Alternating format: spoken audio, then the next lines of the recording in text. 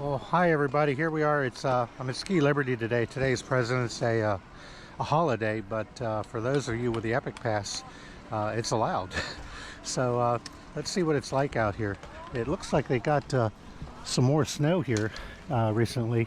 The line for the rentals is again extending out the door. I'm going to guess that's probably an hour to get your rental equipment. But the good thing here today, it looks like the crowds aren't too bad yet, and this is a little bit after 9 a.m. in the morning, so it's probably going to be a good day to go skiing at Ski Liberty today. Let's have a go at it.